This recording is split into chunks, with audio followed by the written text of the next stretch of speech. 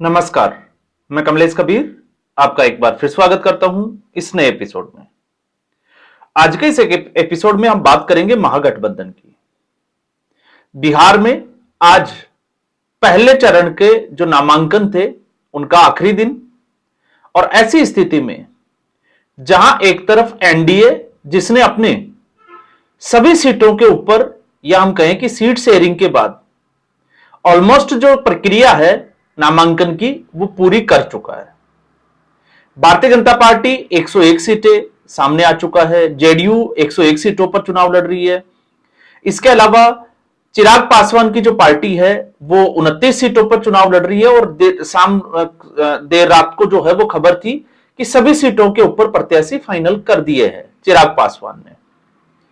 इसके अलावा आरएलएम जिसने 6 में से 4 प्रत्याशियों को जो है वो फाइनल कर दिया, और हम पार्टी उसने 6 में से 6 प्रत्याशियों को फाइनल कर दिया। तो एक तरीके से हम कह सकते हैं कि जब शुरुआत हुई तो एनडीए में भी मुश्किलें बहुत ज्यादा थी। लोगों में हम कह सकते हैं कि पार्टियों में मनमुटाव भी था, खींचतान भी थी, लेकिन सब लोग एक टेबल पर बैठे थे। और जब ऐसी स्थिति में कोई भी व्यक्ति या कोई भी पार्टी जब टेबल टॉक करती है तो समाधान की गुंजाइश उतनी ही बढ़ जाती है। तो एनडीए ने अपनी जो मुश्किलें थी उससे पार पा लिया, और उससे पार अगर आप देखोगे तो चुनावी मैदान में भी उतर गई। जहां योगी आदित्यनाथ ने कल, आपको पता ही होगा, दानापुर में एक रैली की, और एक बार फिर जो है वो जिस स्टाइल के लिए जाने जाते हैं, बटोगे तो कटोगे, उसी स्टाइल में उनकी जो है वो पूरा अभियान शुरू हो चुका है, या हम कहें कि एक बार फिर जो है वो उसी राह पर वो चल दिए हैं। दूसरी तरफ सीएम नीतीश कुमार, उन्होंने भी कल 2 रैलियां की, और अमित शाह गृह मंत्री 3 दिवसीय बिहार के दौरे के ऊपर है।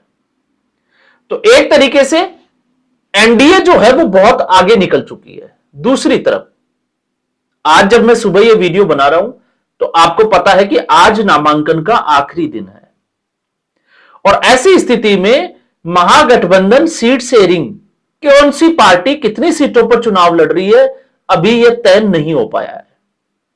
तो इससे कार्यकर्ताओं में क्या संदेश जाता है इस गठबंधन के, आप खुद जो है वो अंदाजा लगाकर देखिए।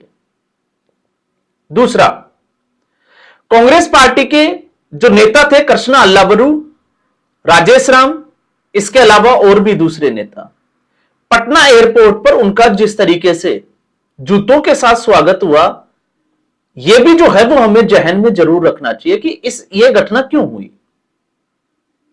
और इसके लिए कृष्णा अल्लावरू को ही जिम्मेदार बताया जाता है, क्योंकि कृष्णा अल्लावरू को जिस तरीके से हरियाणा में भूपेंद्र सिंह हुड्डा को राहुल गांधी ने पूरी छूट दी थी, ठीक उसी राह पर जो है वो बिहार में भी चल पड़े। अब स्थिति यह है कि बिना सीट शेयरिंग के राघोपुरा से तेजस्वी यादव अपना नामांकन कर चुके हैं। कांग्रेस पार्टी अपने कुछ प्रत्याशियों का नामांकन करवा चुकी है। तो सवाल यह उठता है कि आखिर महागठबंधन में यह चल क्यों रहा है।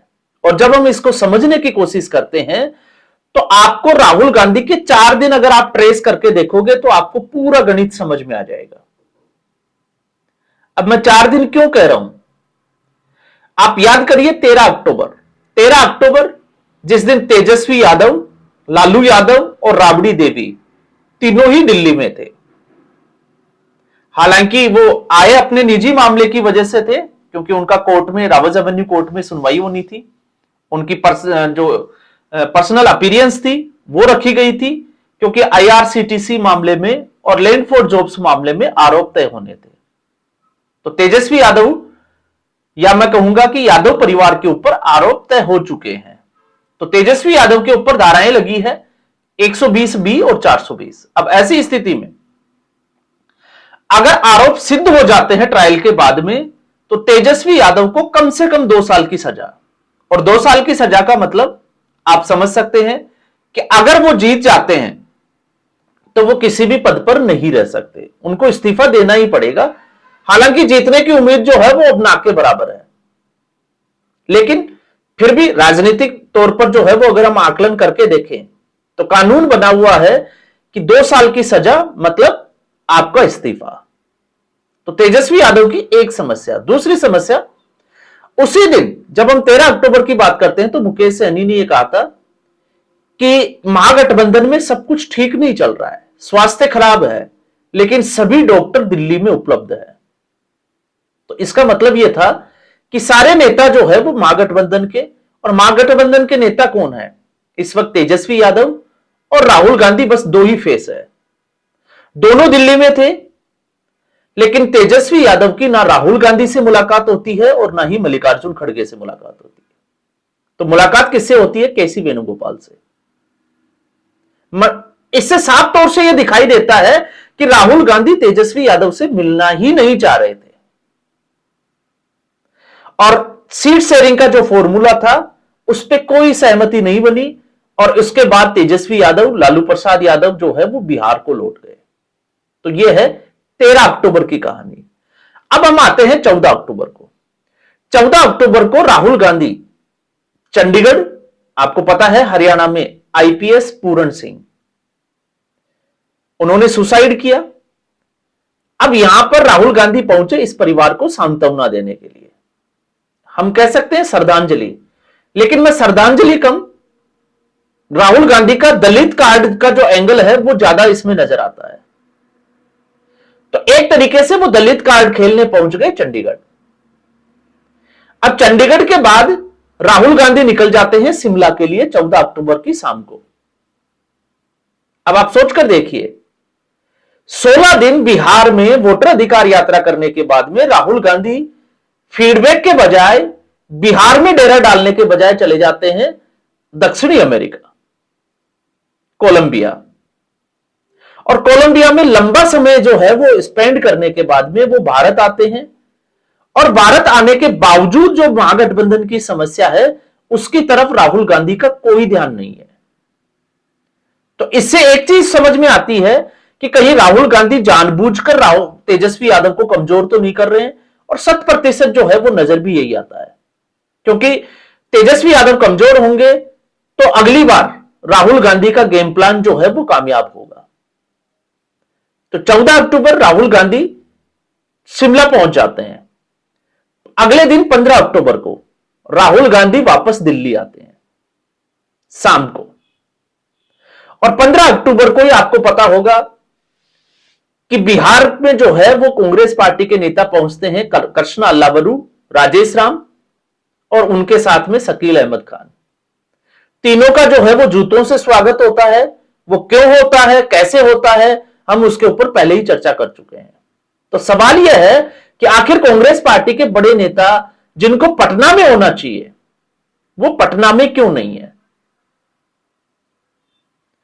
और सबसे बड़ी बात, देरी इतनी कर दी कि ऐसी स्थिति में महागठबंधन की जो पार्टियां हैं वो उनका असमंजस ऐसा है कि वो ना, जिसको कहते हैं ना कि ना उगलते बन रहा है ना निगलते बन रहा है। अब जाए तो जहां जाए कहां, क्योंकि मुकेश सहनी को अगर आप कल का देखोगे ट्रेस करके तो मुकेश सहनी ने लगातार जो है वो प्रेस कॉन्फ्रेंस की बात की और शाम को रद्द कर दी।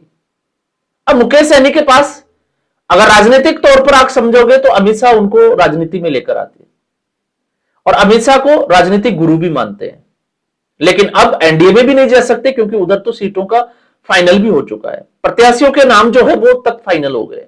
तो अब कहां जाएं, आप खुद सोचकर देखिए। तो एक तरीके से सबको फंसा के रखा है।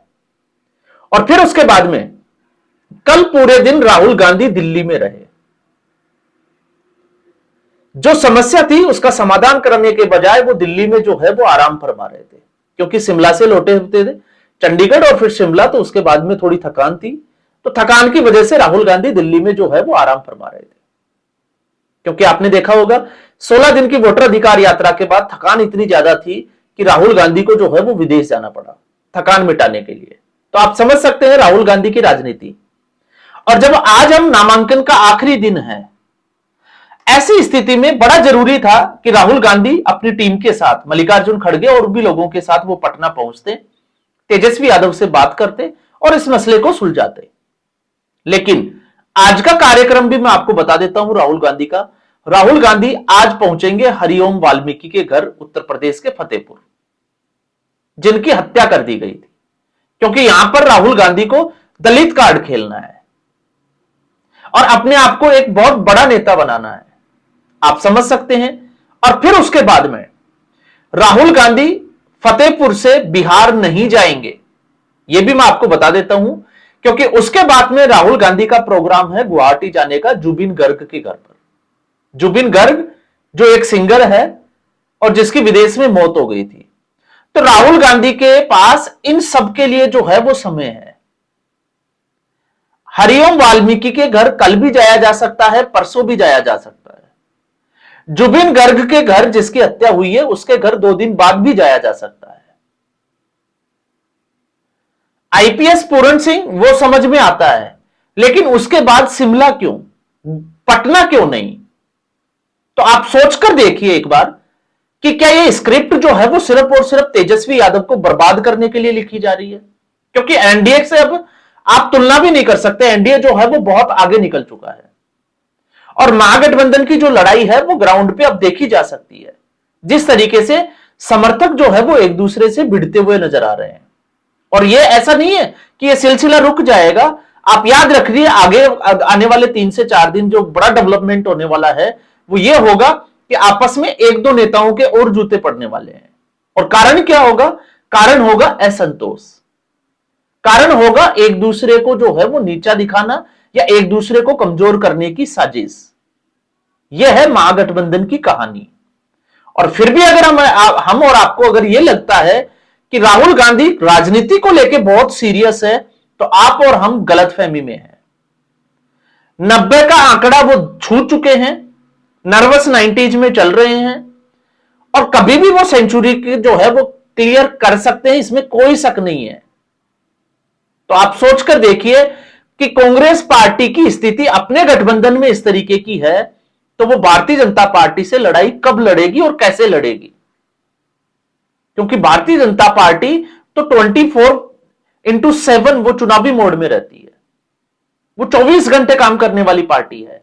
और एक यहां पर पार्टी यह है कि जो चुनाव है सर के ऊपर, जो आने वाले समय की दिशा तय करेगा, नैरेटिव सेट करेगा, आप उसके इत्र जो है वो बाकी सारे काम करेंगे, लेकिन चुनाव कैसे लड़ा जाएगा आप उसकी चर्चा बिल्कुल नहीं करोगे। और फिर जो आपकी चर्चा करेगा उसको आप गाली दोगे, गोदी मीडिया या भारतीय जनता पार्टी का दलाल। अब इससे ज्यादा आप मानसिकता को समझिए कि कहने के लिए कांग्रेस पार्टी के नेताओं और प्रवक्ताओं के पास सिर्फ 2 ही बातें हैं, गोदी मीडिया या फिर बीजेपी का दलाल। तीसरा उनके पास ना कोई विजन है, ना कोई किसी चीज का एजेंडा है। वोट चोरी अभियान फुस हो गया। किसने फुस किया? कांग्रेस पार्टी ने। तो सारे मुद्दों से भटकती हुई, भागती हुई कांग्रेस तेजस्वी यादव को निपटाकर ही दम लेगी, यह जो है वो तय नजर आ रहा है। और चुनाव परिणाम आप देखिएगा इसी के आसपास जो है वो घूमता हुआ नजर आएगा। तो आज के एपिसोड में बस इतना ही। उम्मीद करूंगा वीडियो एपिसोड आपको पसंद आया होगा। वीडियो को लाइक करें, शेयर करें, चैनल जरूर सब्सक्राइब करें। धन्यवाद।